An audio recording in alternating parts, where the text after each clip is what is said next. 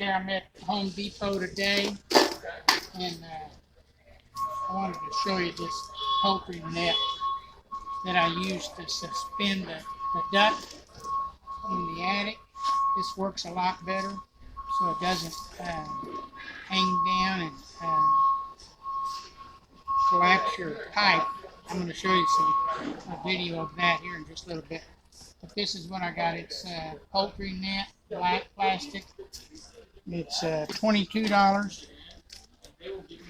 and that'll do a lot of duct work, hanging it up. You can staple that right up to the rafters. So anyway, let me show you the other material that you could use, but this is, I think, a better thing. So let me show it to you. Okay, here we are back on. This is the hanger strap, flexible duct support. This is what? Not even, it's just a little bit under 2 inches wide. So when you hang your flexible duct up on this, it tends to sag, and it cuts into your duct pipe. And that's why that other material is a lot better than this. This is $14 for 100 feet. So it's a little more cheaper,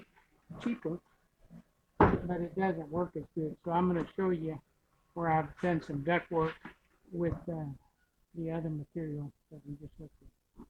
And then you can see the difference. Okay, I'm up in the attic. I wanted to show you how I use some of that, I'm not sure what it was called, stuff that I showed you there at the Home Depot. This is, see how it's netted, and I think this is for the garden. I can't remember what it was. Anyway, see how that kind of grabs it and keeps it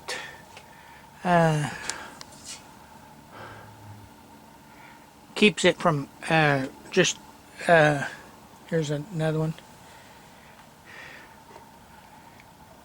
keeps it from just choking it with those small straps that they sell for the duck hangers. It's really, a lot of times those things just wind up cutting part of your flow off with time. I mean, so these are a little bit more, you know, this is,